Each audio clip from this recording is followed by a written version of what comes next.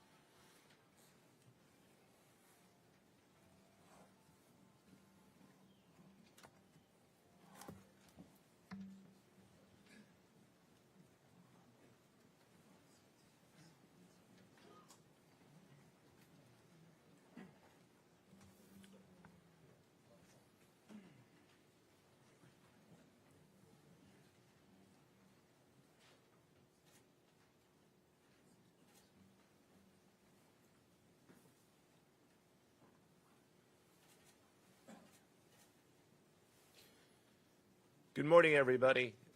My name is Joseph Nocella. I am the United States Attorney for the Eastern District of New York. I'd like to welcome you here today. In addition, we have with us today FBI Director Kash Patel, FBI Assistant Director in Charge Christopher Rea of the New York Field Office, Special Agent in Charge of the New York Field Office Leslie Bakshi's, New York Special Agent in Charge of Homeland Security Ricky Patel, Newark Special Agent in Charge of Homeland Security Michael McCarty, Police Commissioner Jessica Tisch, Chief of Detectives Joseph Kenny, and the Executive Director of the Waterfront Commission, Phoebe Sorrell. I'm now going to turn the podium over to FBI Director Kash Patel. Good morning. Today we are here in New York to announce a historic arrest across a wide-sweeping criminal enterprise that envelops both the NBA and La Cosa Nostra. The men and women up here standing with me represent a small portion of the leadership team that brought profound justice in an era that needed it more than any. I'll just highlight some of the details in the case and the FBI work, and then you'll hear from the others. But as you now know, individuals such as Chauncey Billups, Damon Jones, and Terry Rozier were taken into custody today, former, current NBA players and coaches. What you don't know is that this is an illegal gambling operation and sports rigging operation that spanned the course of years. The FBI led a coordinated takedown across 11 states to arrest over 30 individuals today responsible for this case, which is very much ongoing. Not only did we crack into the fraud that these perpetrators committed on the grand stage of the NBA, but we also entered and executed a system of justice against La Cosa Nostra to include the Bonanno, Gambino, Genovese, and Lucchesi crime families. And you'll hear more about those details today. The charges and the arrests that were taken down across this country range from wire fraud, money laundering, extortion, robbery, illegal gambling. This FBI will leave no room for any perpetrator of crime across this country. You hear a lot about our work of defending the homeland and crushing violent crime. Well, this work is also representative of a colossal portion of the FBI's mandate to keep America safe and to keep our entertainment industry fair and secure. The men and women that are standing up here today worked tireless hours, days, months, and years. And the fraud is mind-boggling. It's not hundreds of dollars. It's not thousands of dollars. It's not tens of thousands of dollars. It's not even millions of dollars. We're talking about tens of millions of dollars in fraud and theft and robbery across a multi-year investigation. And we could not have done it without our interagency partners that are before us today. The NYPD, HSI, and teams of law enforcement officials from around the country made this day possible. It takes a team to bring this kind of justice, sweeping justice, into the halls of the United States courtrooms, where our brave United States Attorney has led this prosecution. It takes courageous prosecutors to stand before you and say, we will not allow this kind of illicit activity to happen, not only at the national sporting level, but also where it hides in La Cosa Nostra. And when these two collided together, they perpetrated a fraud that is historic in terms of not just money, but the scheme and the deceit that they utilize to steal and swindle people from money, to include crypto fraud. This is an operation that showcases to you that under President Trump's administration, there is no room for any type of criminal behavior, be it on the world's largest stage or in the back rooms of tiny parlors where card games are being played. We are proud to stand here today with the men and women of the FBI and this legal team. And to the United States Attorney, I just want to thank you personally for taking the time to display the work that the media is about to hear about today in detail. As I said, it does take courageous prosecutors, but it takes a courageous United States Attorney to bring this case, because we are going to take heat for it. But we don't shy away in this administration. We don't say no. What we do is we bring the results across the finish line. We bring them to the public. We bring you accountability. And yes, they will have their day in court, and you will hear the evidence through the court system exclusively. We will not deny anyone of due process. And that's the brilliance of this system. That's the brilliance of this administration. Everyone will be held to account. So with that, I turn it over to United States Attorney Nocella. Thank you. Thank you, Director Patel. To be clear, we're announcing today indictments in two major cases, both involving fraud. One involves sports betting, and the other involves illegal gambling, very specifically rigged poker games. The first indictment involves 6 defendants who are alleged to have participated in one of the most brazen sports corruption schemes since online sports betting became widely legalized in the United States. This scheme is an insider sports betting conspiracy that exploited confidential information about National Basketball Association athletes and teams. The second indictment involves 31 defendants alleged to have participated in a nationwide scheme to rig illegal poker games. These defendants, which include former professional athletes, used high-tech cheating technology to steal millions of dollars from victims in underground poker games that were secretly fixed. The games in the New York area were backed by the Bonanno, Gambino, and Genovese crime families of La Cosa Nostra. While the cases are separate, there are 3 overlapping defendants charged in both cases: Damon Jones, Eric Ernest, and Shane Hennon. The indictments in these cases contain only allegations, and the defendants are presumed innocent until they are proven guilty in a court of law. But my message to the defendants who've been rounded up today is this: your winning streak has ended. Your luck has run out. Violating the law is a losing proposition, and you can bet on that. First, I would like to talk about United States versus Ernest, the NBA basketball gambling case. The defendants in this case are Eric Ernest, Marvez Farley, Shane Hennon, De Niro Laster, Damon Jones, a former NBA player and coach, and Terry Rozier, a current NBA player. Other co-conspirators were previously charged for their roles in the scheme, including former NBA player Jontay Porter. Between December 2022 and March 2024, these defendants perpetrated a scheme to defraud by betting on inside, non-public information about NBA athletes and teams. The non-public information included when specific players would be sitting out future games, or when they would pull themselves out early for purported injuries or illnesses. They relied on corrupt individuals, including Jones and Rozier. They also misused information obtained through long-standing friendships that they had with NBA players and coaches. And in at least one instance, they got their information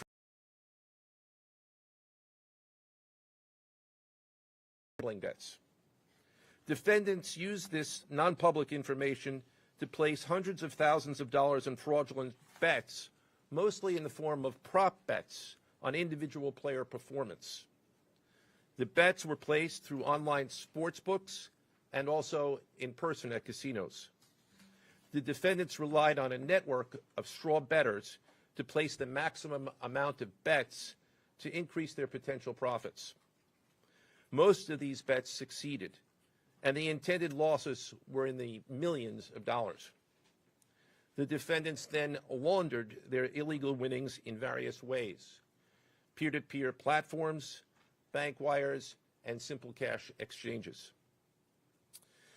The indictment details specific examples where the defendants profited from illegal gambling and illegal betting on various NBA games about the performance of players on, among other things, the Charlotte Hornets, the Portland Trail Blazers, the Los Angeles Lakers, and the Toronto Rangers. Each defendant in the NBA basketball gambling case has been charged with conspiracy to commit wire fraud and conspiracy to commit money laundering. Now, I would like to turn to the other case, United States versus Aiello, the rigged poker game case. Beginning as early as 2019, the defendants in this case orchestrated a scheme to use wireless cheating technology to run rigged poker games across the United States, including in the Hamptons, Las Vegas, Miami, and Manhattan. The scheme targeted victims known as, quote, fish, who were often lured to participate in these rigged games by the chance to play alongside former professional athletes who were known as, quote, face cards. The so-called face cards included the defendant Chauncey Billups, who at the time of the scheme was a former NBA player and is currently the head coach of the Portland Trail Blazers, and also Damon Jones, a former NBA player and coach. What the victims, the fish, didn't know is that everybody else at the poker game, from the dealer to the players, including the face cards, were in on the scam. Once the game was underway, the defendants fleeced the victims out of tens or hundreds of thousands of dollars per game. The defendants used a variety of very sophisticated cheating technologies, some of which were provided by other defendants in exchange for a share of the profits from the scheme. For example, they used off-the-shelf shuffling machines that had been secretly altered in order to read the cards in the deck, predict which player at the table had the best poker hand, and relay that information to an off-site operator. The off-site operator sent the information via cell phone back to a co-conspirator at the table, and that person at the table was known as the quarterback. The quarterback then signaled secretly the information he had received from others to others at the table, and together they used that information in order to win their games and to cheat the victims. Defendants used other cheating technologies such as poker chip tray analyzers, which is a poker chip tray that secretly reads cards using a hidden camera, special contact lenses or eyeglasses that could read pre-marked cards, and an X-ray table that could read cards face down on the table. What you see depicted on the screen right now is an example of the X-ray table that reveals the cards. Although they are face down on the table, they can be read because of the X-ray technology. The Mafia, specifically members and associates of the Bonanno, Gambino, and Genovese organized crime families, had pre-existing control over non-rigged, illegal poker games around New York City. As a result, they also became involved in the rigged poker games, helping to organize the games and taking a cut of the proceedings, and working to enforce the collection of debts. The defendants laundered their proceeds, including through cash exchanges, the use of multiple shell companies, and through cryptocurrency transfers. As part of the scheme, some of the defendants and their co-conspirators also committed acts of violence, including the gunpoint robbery of a person in order to obtain a rigged shuffling machine, and extortions that were perpetrated against victims in order to ensure that they repaid their gambling debts. Defendants who participated in the rigged poker scheme are charged with wire fraud conspiracy. Other defendants have been charged with crimes including illegal gambling, money laundering, Hobbs Act robbery, and extortions. This case demonstrates our office's unrelenting commitment to fighting the scourge of organized crime in whatever form it takes. I'd like to conclude my remarks by thanking the incredible hard work of our law enforcement partners, including the FBI, Homeland Security, the NYPD, and the Waterfront Commission. I also want to thank the dedicated prosecutors who built these two cases and who are standing to my right. Benjamin Weintraub, David Bourbon, Caitlin Farrell, Michael Gibaldi, Irisa Chen, and Sean Sherman.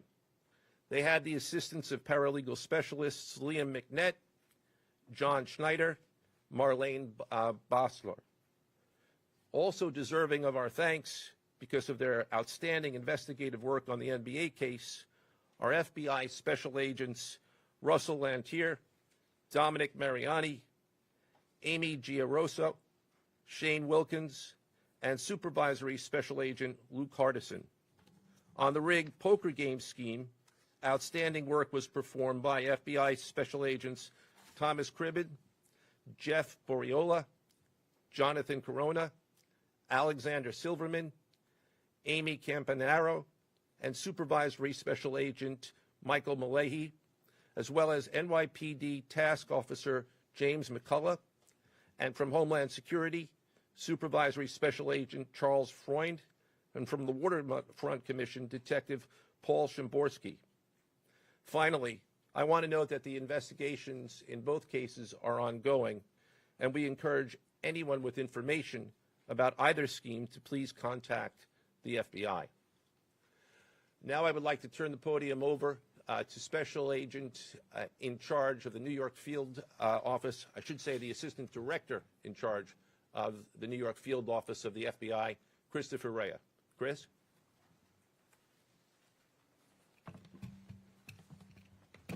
All right, thank you, Joe. As always, we appreciate the partnership here. Can't do any of this without you and your team, so thank you. Also want to publicly thank the director for coming down from D.C. The director's a very busy person, and for him to come down should tell you the importance of this historic case. I'm Christopher Rea, the Assistant Director in charge of the FBI New York Field Office. Today, as you've heard, our office conducted a massive nationwide takedown from 2 indictments of 34 defendants for their alleged involvement in 2 separate illegal poker and sports betting schemes where, as you heard, the odds were rigged in their favor. Among these defendants are 13 members and associates of the Bonanno, Gambino, and Genovese crime families, to include capos and soldiers from these families. Additionally, as you heard, current and former NBA coaches and players are also implicated, to include Chauncey Billups, Damon Jones, and Terry Rozier. 3 of the named defendants are charged for their alleged roles in both schemes. This alleged illegal gambling operation hustled unwitting victims out of tens of millions of dollars and created a financial pipeline for La Cosa Nostra to help fund and facilitate their organized criminal activity. Victims were attracted to play alongside well-known professional athletes and coaches like Chauncey Billups, only to be unknowingly deceived through rigged shuffling machines, fixing the odds in their favor, as alleged and as you just heard from the U.S. Attorney's Office. This alleged scheme wreaked havoc across the nation, exploiting the notoriety of some and the wallets of many to fund the Italian crime families here in New York. Let me be clear about this fact. The FBI has not and will never take their eye off the ball when it comes to Italian organized crime in this city, specifically the LCN and the 5 families here in New York. We are not going to permit any criminal enterprise, whether it be Italian organized crime, Asian organized crime, Eurasian organized crime. We're not going to permit any of those organized crimes, families, and organizations to operate in our city or our country, as evidenced by the 11 states that were also participating in this operation today. The FBI office here in New York remains committed to eradicating all unlawful revenue streams fueling this criminal activity. As with most cases we've worked, this is only the tip of the iceberg for the FBI and the U.S. Attorney's Office. Our LCN squad agents and analysts are continuing to work day and night with the Eastern District of New York to ensure members and associates of the 5 families cannot continue to wreak havoc in our communities.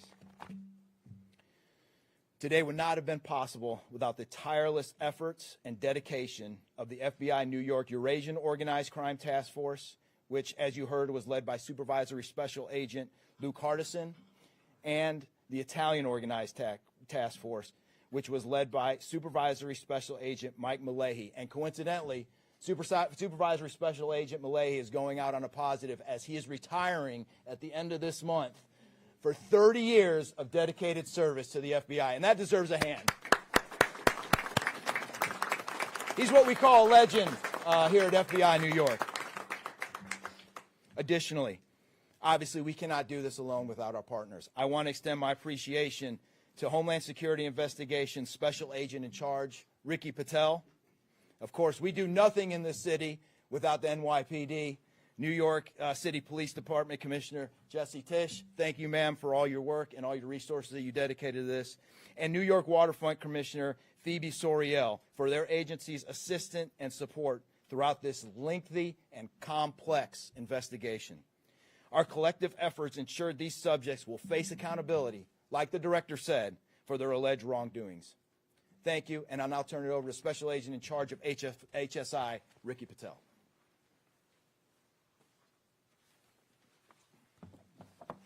Thanks, Chris. Good afternoon, everyone. My name is Ricky Patel. I'm the Special Agent in charge for Homeland Security Investigations here in New York.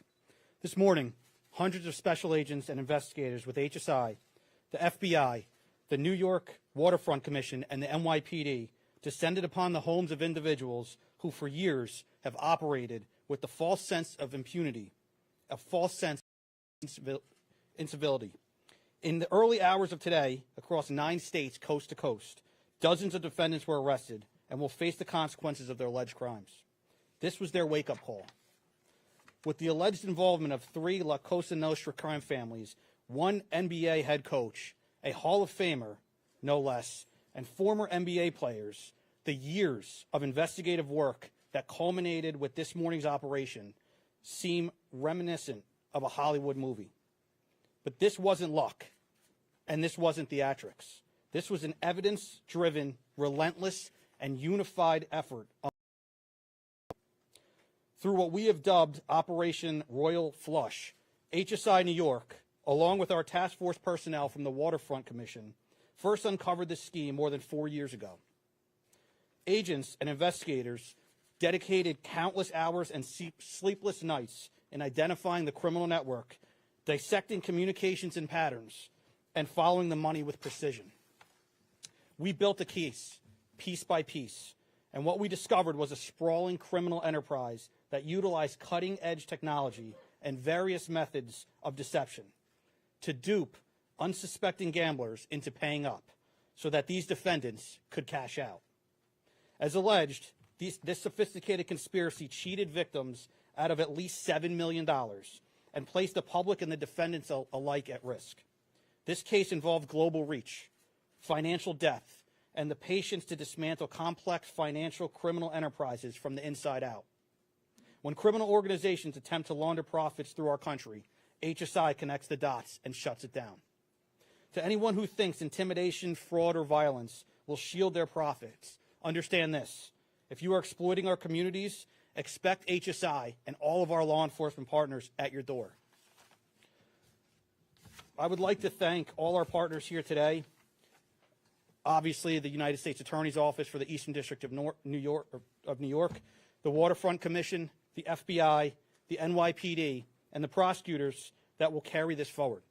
Today's arrests are not an endpoint. They are the start of accountability.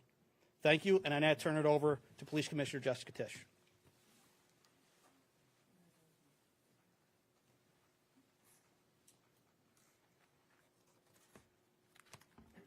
Good morning. Thank you to Director Patel, Assistant Director Rea, and U.S. Attorney Nocella. What we're announcing today is not just another takedown. It's the result of more than 2 years of coordinated investigative work by the NYPD's Joint Organized Crime Task Force and the FBI. 2 cases that exposed criminal networks led by 34 individuals who believed the rules did not apply to them. They hid behind layers of complexity, behind money, and behind influence, believing those things would shield them from accountability. The first case, Operation Nothing But Bet, exposed a gambling ring built around professional basketball, where players and associates allegedly used inside information to manipulate prop bets on major sports betting platforms. They placed wagers on unders on players to score less, rebound less, assist less, using information that was not yet public. In some instances, players altered their performance or took themselves out of games to make sure that those bets paid out. One example occurred on March 23, 2023, in Charlotte. Terry Rozier, an NBA player now with the Miami Heat, but at the time playing for the Hornets, allegedly let others close to him know that he planned to leave the game early with a supposed injury. Using that information, members of the group placed more than $200,000 in wagers on his under statistics. Rozier exited the game after just 9 minutes, and those bets paid out, generating tens of thousands of dollars in profit. The proceeds were later delivered to his home, where the group counted their cash. As the NBA season tips off, his career is already benched, not for injury, but for integrity. As a result of this investigation, 6 defendants, including Rozier, are now facing conspiracy to commit bank and wire fraud. In a second case, Operation Zen Diagram, investigators uncovered a long-running scheme in which members and associates of several well-known organized crime families rigged high-stakes poker games across the country. These operatives included capos and multiple soldiers from the Bonanno, Gambino, Lucchese, and Genovese crime families, bringing 4 of the 5 families together in a single indictment is extraordinarily rare. It reflects how deep and how far this investigation reached and the skill and the persistence it took to get here. That work uncovered a deliberate, technologically sophisticated operation designed to carry out their crimes. They used custom shuffling machines that could read the order of cards, barcoded decks, and hidden cameras built into tables and light fixtures. The organizers also enlisted well-known public figures, former and current NBA players and coaches, including Chauncey Billups, the head coach of the Portland Trail Blazers, an NBA champion, and a Hall of Famer, to make the games appear legitimate. Victims believed that they were sitting at a fair table. Instead, they were cheated out of millions. One victim in particular lost $1.8 million. In total, losses exceeded $7 million and continue to climb. And when people refused to pay, these defendants did what organized crime has always done. They used threats, they used intimidation, and they used violence. It's the same pattern that we have seen for decades: traditional mob enforcement methods combined with new technology to expand the reach of their operations. Now, with the unsealing of today's indictment, 34 individuals are facing charges including robbery, extortion, money laundering, wire fraud, bank fraud, and illegal gambling. I want to commend the outstanding work of our detectives from the Joint Organized Crime Task Force and their dedication to these cases, especially Captain Ruben Pagan, Sergeant Chris McGuire, Detective Alexander Creamer, Detective James McCullough, and of course our Chief of Detectives, Chief Kenny. As part of these investigations, our members recovered and reviewed thousands of hours of video, conducted extensive surveillance on illegal gambling locations across the city, and executed more than 24 search warrants on electronic records that revealed the true extent of this conspiracy. Once again, the work of our detectives, together with the FBI and the U.S. Attorney's Office, closed those gaps before they could widen further. The NYPD is proud to stand with each of you today, as these cases represent the kind of partnership that defines modern law enforcement agencies, sharing intelligence, coordinating resources, and moving as one team. Thank you.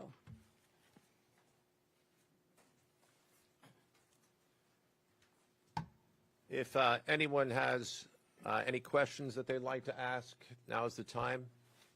I had a question about the structure of the case. Is it the investigation into one case, did that lead into the discovery of the other? Could you talk more about the link between the two? I'm not at liberty to discuss either the background of the investigation itself or the investigation as it continues. So I'm afraid I can't really explain to you other than the fact that both cases have been unsealed today, and there was an overlap that has been discussed already with respect to certain of the defendants. Yes. Chauncey Billups claimed that he had a gambling addiction. Did Rozier or Billups or Damon Jones claim the same thing at all? With respect to any allegations or defenses that have been made by any of the defendants, they will have their opportunity to present them in court. We're not here to air those at this time or to discuss them. Yes. You said the investigation is still ongoing. There seems to be several players referenced in the indictments, some that may potentially pass on information. Is there the possibility of future arrests of NBA players in connection to the sports gambling operation? As I said, I can't discuss ongoing investigations. The investigation is ongoing, which by definition means that there will be further evidence uncovered at a minimum, and there's always that possibility. But I can't comment any further with respect to that. Yes. Thank you. Director Patel, you had said in your comments, we're going to take heat for this case. Why do you say that, and what efforts might you take to counter that? It's not popular to go after some of the defendants that we went after today, but justice is served blindly. And how do we countermand that? Simple. The unsealing of these indictments today shows the force of the Department of Justice and our great Attorney General and the leadership that we have at the FBI and the team here to specifically mete out justice. And look, let's not, mince words. This is the insider trading saga for the NBA. That's what this is. That's why we are going to take heat. But as the evidence comes out, as the indictments are unsealed, you will see the extensive work these men and women put in, countless hours over years, and that's how we countermand it. So the dates on these indictments that they were filed are October 9th and October 16th. Can you talk about the timing of moving in now? Why now? We will not publicly discuss the timing of when we do takedowns. I will only say that we do takedowns in a coordinated fashion with our law enforcement partners and the U.S. Attorney at the appropriate time to make sure that we ensure the integrity of the investigation, as the United States Attorney said, an investigation that is very much ongoing. Director Patel, you said insider trading for the NBA. What are the implications of this case for other sports leagues and for the legal gambling industry in general? Simple. If you're participating in the legal gambling industry, you got nothing to worry about. If you're participating in illegal conduct, you got everything to worry about, and this case shows it. Did the illegal conduct cross with the legal sports betting platforms in any capacity? And if so, is that the search warrants that the police commissioner just referenced? I'm not sure I quite understand your question. You're asking if the illegal conduct... If it crossed with, like, the sports betting industry or the online sports betting? The sports books themselves are victims in this case. They themselves did not, as far as our investigation has concluded, they did not perpetrate anything unlawful. Are you able to say which sports books or online outlets they use to make these bets? I'm not going to respond to that at this time, but that information will be made public. Yes? Can you identify the access point where these co-conspirators were able to recruit these, famous people to partake in the schemes? When you say the access point, They were able to recruit them? I'm not sure which case you're referring to. Both. Well, Rozier, how he was recruited, Damon Jones in the NBA scandal, and then Billups for the poker game. we're not at liberty to say that at this time. That will be revealed in due course. Yes? What is your question, sir? Hey, thanks for being here. You just said that the sports books themselves are the victims, at least in the indictment involving Terry Rozier and others. They're among the victims. Okay, but those companies make, as we all know, they make a crazy amount of money off of a lot of everyday Americans make bets and mostly lose them. Are you concerned with a jury potentially not being sympathetic in a case where the victims, as you say, are these multi-million or billion-dollar gambling companies? Let me repeat that all of the defendants themselves are presumed innocent. We believe that at a trial, when they have the opportunity to present their defenses if they chose, because they're not required to. We will come forward with the evidence to demonstrate their guilt. Yes? I'm sorry. Did the NBA cooperate with this investigation at all? The answer to your question is yes, the NBA has cooperated with the investigation. Yes, sir. There's been reason to believe there's an associated college basketball element to this. Can you confirm that, or is there another investigation or part of this investigation that will have college basketball? The investigations that we announced today did not involve college basketball. Last question, last question. Yes. There was an emphasis on the Italian crime presence, organized crime in New York. Can you give us a sense of the strength and status of Italian organized crime in New York right now? No, I'm sorry. That would be a question that goes beyond what we're here to discuss today, which is these two indictments. Thank you.